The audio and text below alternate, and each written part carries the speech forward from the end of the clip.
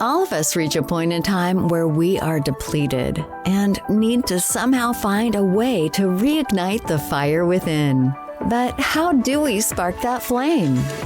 Welcome to Reignite Resilience, where we will venture into the heart of the human spirit. We'll discuss the art of reigniting our passion and strategies to stoke our enthusiasm. And now, here are your hosts, Natalie Davis and Pamela Cass.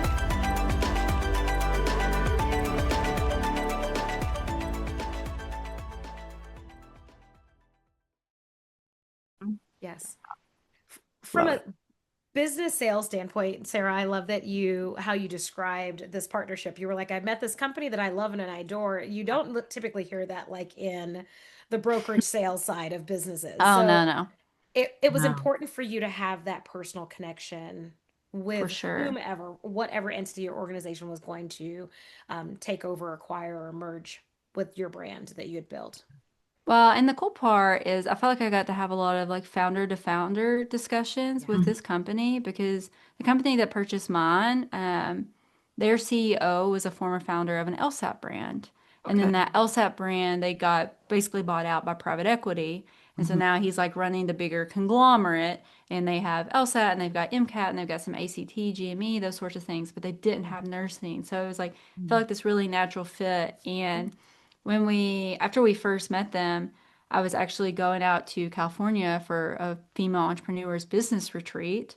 And Mhm. I was like, well, if we're going to be in California, like, let's just meet the dude. Like, let's just drive up there. And my husband was like, yeah, absolutely. It sounds incredible. And so we got to meet and have like a human conversation in that way beyond just Zoom. And that was super helpful.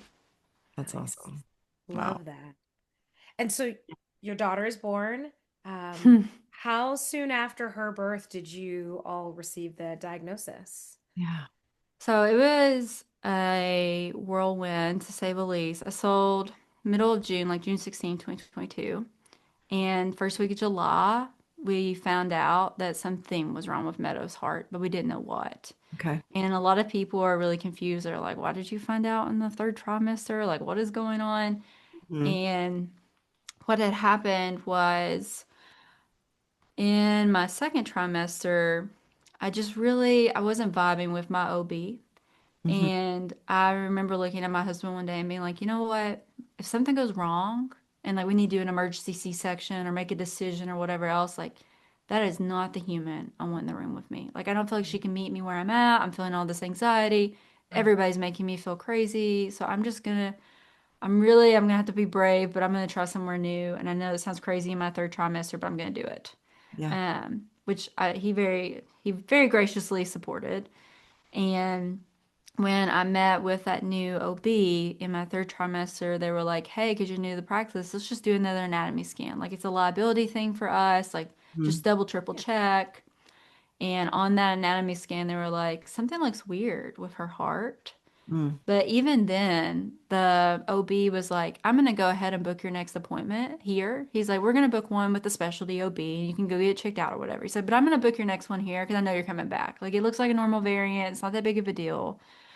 And then when I was 36 weeks, we finally got her diagnosis. It's called tetralogy with pulmonary atresia. Okay. And what that means in layman's terms is she has the most severe type of a set of four heart defects that commonly go together. Mhm. And what that meant for her and for us is that she would have heart surgery in her first week of life. She would have heart surgery again before she was a year old. And then she would go on to have 5 to 6 more open heart surgeries throughout her life. And Wow. so we went from thinking we had this normal, healthy baby, and Yeah. now we're like, oh my God, we just sold a business, and there's not even like a breath or a moment to Yeah. celebrate it, take it in, even figure out like where the money's gonna go. We started working with financial advisor, and they're like, we can put money in the markets over here and do this. And I Mhm. was like, do not call me, do not email me until this baby is healthy and we figure out what's going on. I have no interest in talking to anyone. Yeah. Yeah. So all we did in the 3 weeks before we found out her diagnosis was literally like put some money aside to one day donate to charity because we knew we wanted to do that. But that was it. Mhm. And when Meadow was born, it's so hard to have any kind of medical expertise and almost like simultaneously be a patient at the same time. Like I know Yes. I wasn't the patient, Yes. but she was basically what they told us is the moments between her first surgery and her second would likely be the most high risk period of her entire life because the first surgery was a patch to allow her to grow bigger and stronger and have the best outcomes possible for the second surgery. And what a lot of people don't really understand when I'm like, oh, it was like a patch, and they're like, okay, like she was like good, and the in between.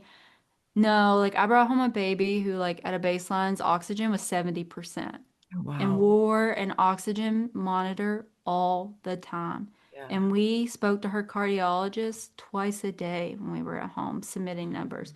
We submitted weight, we submitted how much she ate, we submitted all of her oxygen saturations. And it was just, I took a very short maternity leave because I felt all of this internal pressure. Her first surgery went better than we anticipated, so we got out sooner. So, 6 weeks after Meadow was born, I attempted to go back to work. Mm. And trying to integrate into a company when you're like least capacity that you've ever been, because I really genuinely felt like I've just never been tapped like this. Yeah. Was really hard, and I think I was kind of set up for failure from the beginning. And I think I got lumped into like a little bit of a mom box, which is like the last thing that I wanted. Okay. I am a fierce entrepreneur. Like I built this thing, I sold it. Like I've done this incredible stuff, and then to like be put in a mom box was, oh, Yeah. it like makes me sweat a little bit just thinking about it. But our initial hope was that her patch would last until she was about 10 months old. Mhm. And unfortunately for us, she was born in August and her patch went bad emergently at Thanksgiving. Oh, And wow. so Okay. it was Thanksgiving, so we didn't have any other childcare. It was just us. We didn't go to any Thanksgivings that year because Mm. when you have a baby whose oxygen is 70%, a common cold will kill them. So we just quarantined down. Yeah. And her oxygen, when she usually ran at 70, dropped to 50. Oh, And she wow. was dead asleep. Like sometimes that would happen, like, her foot would move or like the monitor would read wrong. But it dropped down to 50. And I was like, is that real? And I was like, but she's not moving. Like, what's going on? Yeah. And luckily, when you're doing this high risk, like at home program, they give you a number that you can call at any time, like holiday, day, night, it doesn't matter. So Mhm. I called them. I said, hey, it just happened one time. It came right back up, but her oxygen was 50.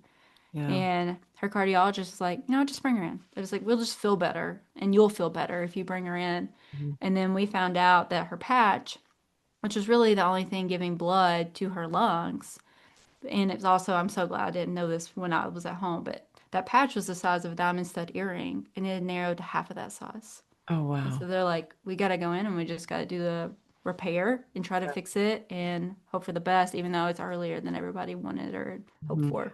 She was still small. So Wow. small. She was My teeny, gosh. teeny. And as a nurse, Oof. having to, not be in there and leave it in other people's hands, that had to have been Oh, very my hard. least favorite It's experience. it's almost like that, gosh, I wish I didn't know, kind of Yes. a thing. But when you know everything, it's like that makes it really hard. Well, in some ways, it was a gift. My Yeah. husband, before my business, was a truck driver, so he's no medical expertise. Yeah. And the very first day that she was alive and she was born, she ended up having to be intubated, Hmm. and it was related to a medication side effect, not because like her lungs were collapsing or anything like that, but even like to have the wherewithal and the understanding to explain that to him, because the only That, person he'd ever seen intubated was someone who died. yeah. Right. And so he was like, "Oh my God, she's dying." And I'm like, "No, this is just a Band-Aid." And he's like, "What are you talking about?" And I'm like, "Oh no, like I've worked in the ICU. Like this is just a Band-Aid." Right. Yeah. So some of it was incredible and some of it was terrible. Yeah. Yeah. Yeah. Wow. What was her recovery like after Yeah. Thanksgiving? What was that part of the journey? I would say it was the worst couple of months of my life, to be honest. We spent all of her first holidays in the hospital and a routine tetralogy Fallot patient. So a patient that doesn't have the extra piece, which is the pulmonary atresia, where you're lacking a pulmonary valve. Mhm. Usually they're in and out in a week. And her first surgery had went way better than we anticipated. So I felt like our expectations had kind of blurred because of that. Right. We'd read all these stories about people being in and out in a week. So I was like, okay, like it's Thanksgiving. We'll definitely like Yes. by far be home by Christmas. Mhm.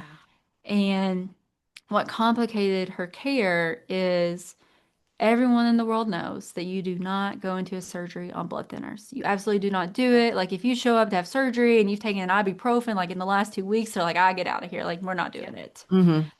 Meadow was on blood thinners, like injection blood thinners twice a day, every day, because of this little patch and how important it was that it didn't clot and all these things. And because it had narrowed in size, they had to make this risk versus benefit decision to leave her on her blood thinners because if Yeah. that clots off entirely, then she's dead. Yeah. So we have to go into surgery on blood thinners, even though it's like the least ideal scenario possible. Yeah. And as a result of that, she had a whole host of complications. But I just like to have ultra clarity. It was not anybody's fault. Like we knew what we were going into. We had had a conversation about it. I was educated. I was asking lots of questions. Yes. And there was no But time. I mean, that's just the Yeah. reality, right? You You yeah, have you didn't just got have to do this the time thing. to, Yeah. yes. Yep, you Yeah. just got to do the thing. And that's what she needed to be able to continue forward. But ultimately, the night of her surgery, which they call her full repair, which is like super deceiving because she still has to have more surgeries. Like they're just fixing the main defects then in the best way that they can. Her chest filled up with so much blood that her heart wasn't able to beat. Mm. And she almost crashed. And so they had to emergently reopen her chest and leave it open for 7 days afterwards, Oh, which wow. is not even something I knew was a possibility or a thing. I'd never heard of that. I'd never once heard of that. No. But it's to give everything a little bit of space and like some decompression. Hmm. But as a result, like for 7 days after that second surgery, we could literally like stand over her body and watch her heartbeat from outside her body. And I mean, it was like the literal stuff of nightmares. Yeah. And I feel like all of the time that we spent there over, we got out finally in mid-January. We were just riding this very intense roller coaster. And, an ICU attending before we had ever even like had Meadow's first surgery kind of gave us that spiel of like, the ICU is a roller coaster. So like, you're going to have dips, you're going to have ups. But we really like we had no idea if Meadow was gonna go home or not. Like we just had genuinely no idea and kind of all the lights were very dark and very dim and there was no light at the end of the tunnel. I was like, if we survive this, I don't know what she looks like after this either because she ultimately ended up having a brain bleed as well. And Okay. they're like, okay, like she makes it through the hard stuff, like you've just got to see about the brain stuff. Like that's just something that evolves over time. Yeah. And it was just so much uncertainty to sit in, Yeah. which Wow. was supposed to be like this really like cool, joyous time of like your first kid's first Christmas and like all these different things. And it just was not that for us. It Yeah. just looked different for you all. Very Yeah. different. Yeah. Yeah. Mm. Coming through the holidays, how long did you all have to go before having the next surgery? Like the So real we're still in the surgery then, right? That's So she had that repair surgery. She had a couple of miscellaneous surgeries. Like she ended up having a pacemaker implanted during that stay. She had a couple of scopes and different things during that stay. But since we left in January of 2023, she has not had another surgery yet, which is really wow. cool. And Amazing. she's doing incredibly. So I'm like, I always talk about the dark, but I'm like, she's so cool now. Like if we could just like get to the part where she's now. But there's no set or definitive timeline on her next surgery. It's very subjective to her and kind of when her fake heart valve wears out, Yeah. essentially. But we hope, fingers crossed, she'll be 5 or 6. That's the Okay. dream and the vision. And a lot of the advocacy work that I do today really centers around there are some really cool trials out there Mhm. where they're doing heart caths via, or sorry, they're doing heart valves via heart caths. So instead of opening their chest, they're like going through their groin and like threading it up and putting the heart valve in without ever having to open them for surgery. Mhm. Yeah. And so we hope that her next surgery will be her last one. And Okay. then after that, they can do the alternative procedure instead, which is That's, like so cool and so incredible. But oh my That's God. awesome. I love that. I Wow. love that.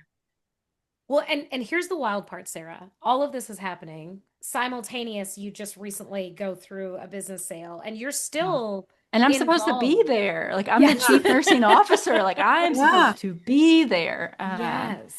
Yeah. Yeah, it was, yeah. Yeah.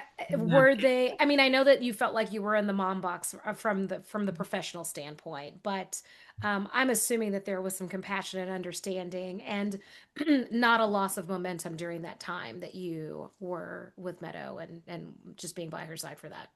No, and I very much like that's a credit to my work wife, but also a credit to the business that we built. That the momentum and everything continued even without me there, and that was really like cool for me even to see because I was always like, what if I wasn't here? Like, everyone calls me the key woman. Like, would it Yes. survive without me? But I got a lot of compassion and a lot of grace, even Incredible. from things. I was like, oh, so they're like, you do you, and then like you come back when you're ready. We'll be ready for you, but. Amazing. Yeah. Wow. That's Ah, I'm always in yeah. awe at the stories where, you are on this fabulous path and in terms of from a professional standpoint and the world never knows that like life is lifing on the Oh, back end, yes. right? Like Yeah. things are also Life and happening. heart. Little Yeah. detour. Hmm. Yeah, absolutely. Well, you Wow. talked a little bit about the advocacy work. Yes. Tell us about that. What does that look like now? Yeah, I tell people a lot, like, how could I go through that experience and like almost losing my daughter and not be like permanently, like completely changed after that? And then simultaneously, like, I was changed by that experience. And then when we made it out of the hospital, I actually found out I had OCD and something I've had my entire life. Mhm. But Meadow's diagnosis, and this is not Meadow's fault, but like Meadow's diagnosis and that ultimately that first little bit of care kind of really sent me off a deep end with the OCD. And so I kind of needed to manage that, figure that out. And as a result, after I went through kind of an intensive outpatient program for my OCD because it was so bad, Hmm. I kind of came out a different human in a way. Like I felt like I lost like so much urgency in my life, and I Okay. was kind of redefining for myself like what does success look like? Because success was always like some sort of business metric, like we hit this amount or we sell or we do this. Well, I've done all those things. Hmm. So what is Now success what? to me and what does that feel Mhm. like? And success to me was really being a present mom and doing the things that fill my cup and light me up. And advocacy work is one of those things, just like writing is one of those things. And I had this amazing opportunity to go to Washington, D.C. with a group called Conquering CHD, which I'm now the board chair of. But back then I did not know them at all. Mhm. And we talked to Congress people on Capitol Hill all day about the Congenital Heart Futures Act, Mm. which the goal of that act is to collect better longitudinal research so we can watch these people or these children over their lifetimes living with congenital heart disease. Yeah. Because it was just in 2009. I promise I'll only give like one or two statistics, but in 2009, it was the first time in history there were more adults living with congenital heart disease than children. And what that stat actually says is the first time they were living into adulthood. So this Mhm. Wow. is like Yeah. so new in the New. grand scheme of Yeah. Yeah. things. And like 30, 40 years ago, Meadow surgeries didn't exist. Like Mm. they literally, there was no options for her. There was no hope for her.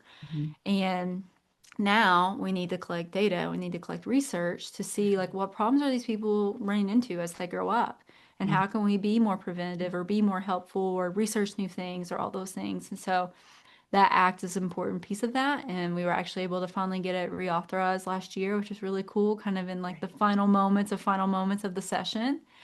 And once I had worked on that with them and kind of gotten a taste of DC, I was like, I feel like I'm the perfect human for this. Like, Love I it. have the medical expertise, I've got the Yeah. personal story, I know how to articulate myself. Like, I am the perfect advocate.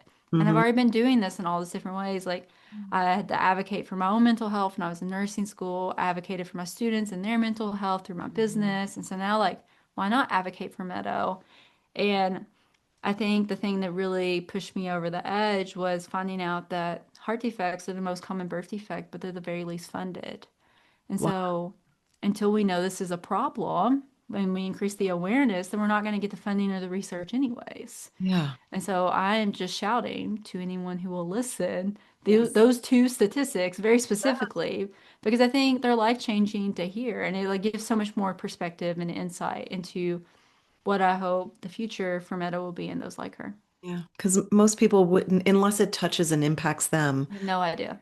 they would have I was a no. nurse practitioner and I had no idea. Yeah, and so once it touches your life, then it's like, okay, now you hear this research and you're like, wow, that's And then I showed them Meadow, and I'm like, yes, he and is a result of medicine. Like, look at this incredible 3-year-old riding horses. She's at forest school. Like, love this it. would like wouldn't have even been possible just a very short time ago. Yeah, Yeah, that's incredible. I love Wow. that. I'm not surprised that Mm, she's Spitfire. I was like, no, I Oh, bet she she's is fun. Spitfire all day. yeah, Oh yeah, she is a Leo if you're into astrology at all, and she's a Yep. Leo through and through. There you go. okay, Well, she's here to keep you on your toes. Oh yes, She wants what she wants when she wants it. That's it. yes. Oh incredible. my gosh. Well, Sarah, you also said that you're working on a book. Oh Yes, yes. tell What, us. I mean, tell us a little bit, just give us a little bit of a teaser. What can we look forward to? I should have said books. So I do have a memoir that I'm Yes. working on, Yes. and it really, I mean, it's a book about resilience. It's a book about mental health. I mean, going 18 years misdiagnosed is a Hmm. long It's a very time, long time. and it was so pivotal for me to find out I had OCD because the way you work with OCD is not traditional talk therapy that actually usually makes it worse.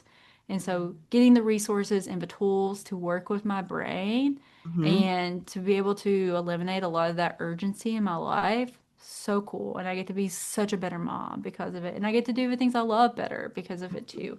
So very much a book about mental health and also the journey in my business because I know that's interesting to people because they're like, wait, what did you do? Like 2 years? And I was like, I don't know. What did I do? Like, let me write it down. But the other books that I'm working on are children's books, and they're Oh, going to be about congenital heart disease. My first one should release next February in Heart Month. nice. And the first book in the series is Meadow and her four-leaf clover heart Oh, because the same odds as finding a four-leaf clover are the same odds as Meadow's defect. And mm, so we try to rewrite the narrative with her all the time about her heart defect. Even at 3, I think it's really important so your heart doesn't become your identity and like how mm, can we look at this in a different way and a different perspective? And so yeah, I'm mm. really excited about that too. That is Love exciting. That's that. an exciting one. Mhm. I love it. Yeah. Congratulations on all. That's amazing. Thanks, thanks. So Yeah. you're just getting started. Oh, I am just Exactly. getting, Well, I'm in the business, 31. I'm yeah, you just got a getting lot to started. do, Oh yes, lot of impact to make in the world. Incredible. that's my hope. Yeah, I love that. I already love started. that. Sarah, if someone wants to get in touch with you, find you, what's the best way for people to get in touch I with you? am everywhere. Yeah. You can find me on LinkedIn. You can find me on Instagram at Sarah Michelle MP. I have a personal brand website, which is sarahmichelleboes.com.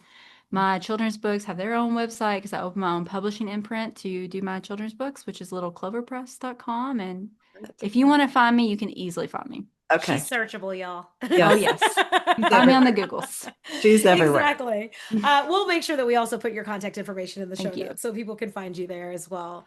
Is Mm. there anything else that you'd like to leave our listeners with that we haven't talked about today? You know, one thing that I really love about coming on podcasts and sharing my story is, well, not a lot, but there are pieces of my story that are really hard to share, but I think that's important. And I think being really authentic is important because a lot of times when you're suffering from, well, suffering is not the right word. A lot of times when you are learning to manage and deal with a mental health diagnosis, you feel so isolated and alone. And every time you share about it, it brings a little levity and it makes it a little bit easier, even if nothing about the situation actually changes. And so Mm. I just want to remind people that, like, don't bottle it all up, don't keep it all to yourself. Like, the more you share about it, really, truly, the easier it gets. Absolutely. And somebody needs to hear it. Mhm. Yeah. It's the empowerment that you get from it, from the share. The agency you get over your own life and your own Yeah, story. Oh, yeah. Beautiful. I love it. Oh my gosh, Sarah, this has been amazing. Thank you. Oh, Thank thanks. you. Thank you Yeah. for sharing your personal story and Meadow's story. Thank you for sharing her story with us as well. When she gets older, Hmm. she'll be able to appreciate it that, Oh, Yes. yes. we were talking about her Yep. Yep. and all of her greatness. So, Yeah. this has been fabulous. We will put your contact information in the Cool. show notes so that people can connect with you. And best of luck on the advocacy work. Thank I you. do work in the advocacy space, so I absolutely get it. It is one of those, what is it, like a labor of love, but we know like the Oh, it is. And there's a importance lot of of it. bureaucracy. I was not prepared for. that. I was like, oh, hello, politics. I was not prepared. And that. I try not to focus on that part of it, and I try to focus on the bigger picture mission. Like, what are we trying to accomplish? Oh my gosh. Thank you, Sarah. This has been a pleasure. We will drop all of your contact information in the show notes. And then for everyone that's listening, you all know, head on over to reigniteresilience.com if you want to learn more about what's happening in our world, or find us on Facebook or Instagram. Until next time, we'll talk to you soon. Thanks, everyone.